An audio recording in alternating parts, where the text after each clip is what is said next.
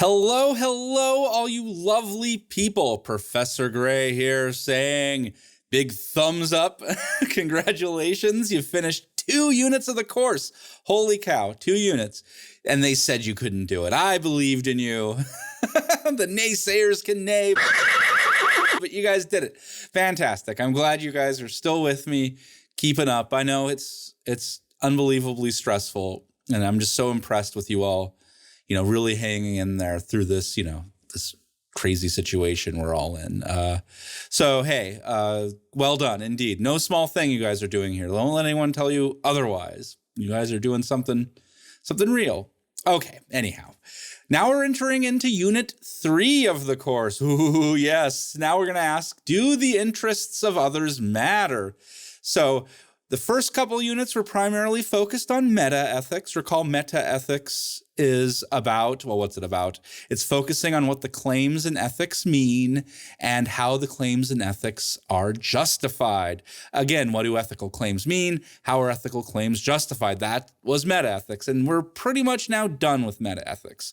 I mean, we've seen a lot of different answers to these meta-ethical questions, answers based on morality as relative to society or the individual, answers based on morality as commanded or otherwise grounded in God, and of course, an answer based on moral reasoning and argumentation. And naturally, it's this last approach about morality as reasoning and argumentation that's going to be probably about the most meta-ethical claim we'll go into, since most philosophers do agree on some form of moral cognitivism. Recall, moral cognitivism is the meta-ethical claim that morality is objective and universal insofar as what is morally right or wrong depends on the weight of reasons justifying it.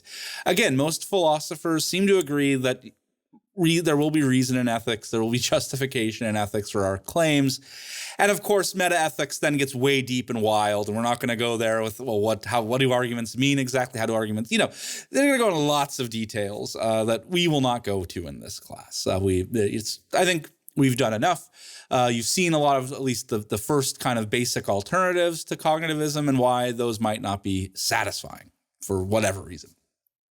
Now that we're in Unit 3 and going forward, we're primarily now going to be focusing on normative ethics. Recall now, it's been a while, right? Recall that normative ethics is about stating and defending basic moral principles.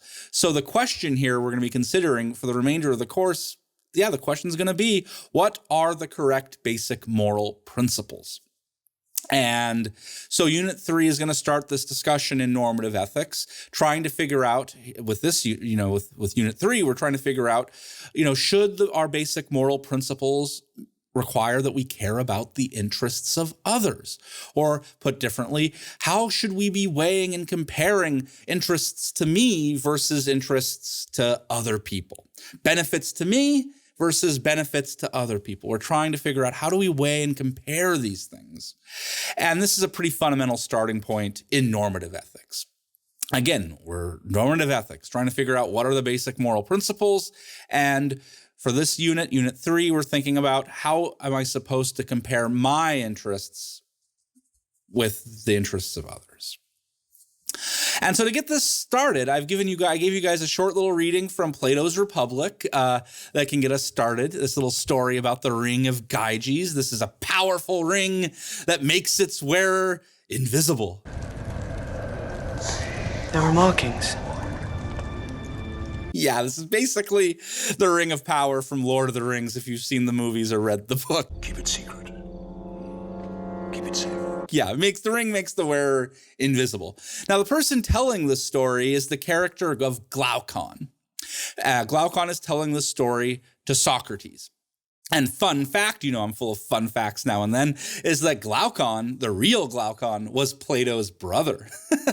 But in any case, the Glaucon of this story is telling the story about the ring of Gyges, and this is because Glaucon here in Plato's Republic claims that the story is illustrating something pretty important about human motivation.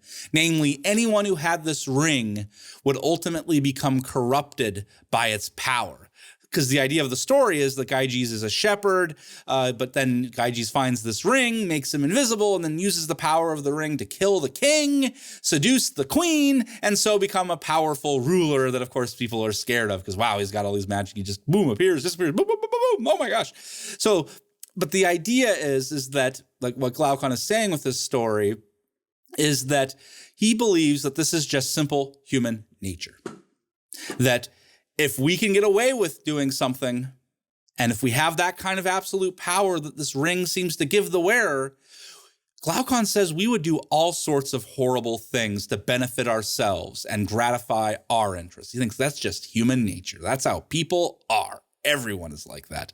And so I guess for Glaucon, of course, that means, gaining power and sleeping with people you want to sleep with and whatever, right? But what Glaucon would say to you all, he would say, you might think you're all so good and moral. Yeah, you and your little ethics class with a little Professor Gray, you think you're all so ethical and smart and special. But can you honestly say, this is still Glaucon, can you honestly say, you students of Professor Gray would be so good that you wouldn't ultimately succumb to the power and temptation of this powerful ring? You might just make excuses and, it's just this once, I'm going to kind of steal this thing I want. No, Glaucon says you're going to eventually give in to temptation and be just as bad as Gyges, doing whatever it is you want to do because you can get away with it. And so Glaucon is saying anyone with this ring would do the same as Gyges in the end. It would just, maybe the only difference would be how long it took you to give in to that temptation. But eventually you would give in, and everyone would give in to their desires and be selfish and do whatever it is they wanted. He thinks, again, this is just human nature. Everyone is like this. No one is innocent. So we can start to see that by talking about human nature, Glaucon is making a pretty bold claim about human psychology, right? This is a descriptive claim. This isn't about how we should behave. Glaucon realizes that how Gyges behaved is very bad and wrong. But human nature don't care. Human nature wants what it wants and wants to get it however it can. And so what Glaucon is, he's telling us a story about how people do behave, how he thinks human nature is constituted. Not how we should behave. This isn't ethics. This isn't normative. This is a psychological claim about human motivation. And this is a pretty common view, too, about how people act. I'll just show you this nice little clip it's an old TV show. I didn't really like this TV show, but a lot of my friends liked this TV show, which is also called Friends. So in this TV show, Friends, I'm going to show you this clip of this character, Joey. He's the guy wearing the tuxedo. And he's going to make some very similar. So Joey is going to make, or tuxedo guy, however you want to understand him, tuxedo guy Joey, he's going to make some claims about human nature and about how people behave. And he's going to say this to his very nice, innocent friend, Phoebe. She's the woman he's talking to. So here, you can watch this clip. Look, there's no unselfish good deeds, sorry. Yes, there are. There are totally good deeds that are selfless. Well, may I ask for one example? Yeah, it's, there's... No, you may not. That's because all people are selfish. Are you calling me selfish? Are you calling you people? Yeah, well, sorry to burst that bubble, Phoebes, but selfless good deeds don't exist, okay? And you know the deal on Santa Claus, right? I'm gonna find a selfless good deed. I'm gonna beat you, you evil genius. I hate the laugh track because it's not that funny. It's interesting, though. But again, we're seeing this basic idea that people are selfish. There is no truly selfless act, according to Tuxedo Man Joey. And so I'd like to introduce some terminology now just to help make things a little easier for what's going to be going on for a lot of this, for this unit. So the first thing I'd like to introduce is the concept of prudence. Now, as I'm going to be defining it and using it in this class, is that prudence is a general responsiveness to one's own interests. So when you're prudent, you're looking out to satisfy your interests. You're generally responsive to your interests. That's what prudence is about. It's a general responsiveness and concern with your own interests. Now, this can be contrasted with another idea, one that we can call altruism. You've probably heard of this. So how I'm going to understand altruism in this class, it's also a general responsiveness. In this case, altruism is a general responsiveness to the interests of other people, even when doing so may require the sacrifice of one's own interests. So what we see with Glaucon and Joey is they're just saying that it's all going to be prudence. It's all going to be a responsiveness to one's own interests. And altruism doesn't even exist. It's impossible. Human nature is to be prudent. Human nature is not to be altruistic. So this is a very, very, very, what we see with Joey and Glaucon, a very strong statement of what is known as psychological egoism. So what is psychological egoism? Let me tell you. I'm full of definitions today. So what is psychological egoism? It's a theory of human motivation claiming that a person primarily acts according to prudence. Primarily acts according to prudence.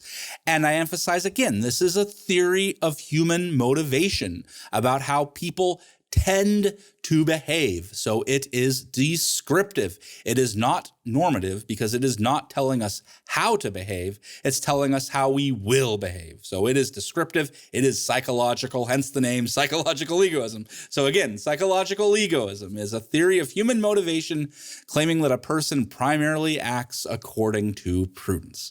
Now, this theory can come in different forms. It can be very strong or it can be kind of weak. It's a bit of a continuum, perhaps, but I'll just distinguish a strong version of psychological egoism from a weak version. Now, according to the strong version of psychological egoism, the strong version says a person will always act according to prudence. Always act according to prudence.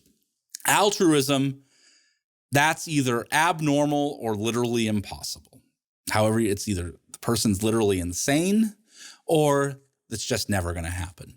A person, again, strong psychological egoism. It's strong. It's saying everything. Always, everyone is going to act only according to prudence. Altruism is a myth or abnormal. That's very strong, right? You can see why everything is going to be prudent according to this view. Whereas the weak version of psychological egoism only says that people often act according to prudence. So altruism, can occasionally occur, and altruism can be normal in those circumstances. But for the most part, people will tend to be prudent. That's the weaker version. Now, the weak version may actually be true because I think we can see, people can be pretty selfish and self-involved. That's not that unusual.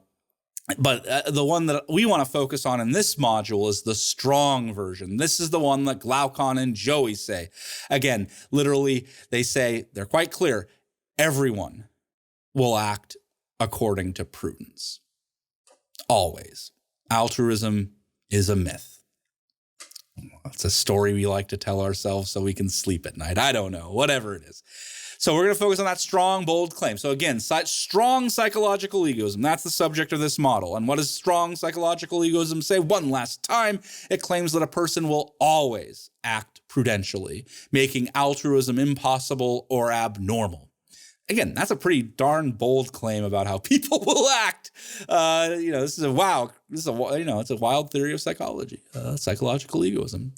But before we go into what this is and how it works and all the rest, I think we can have our first break.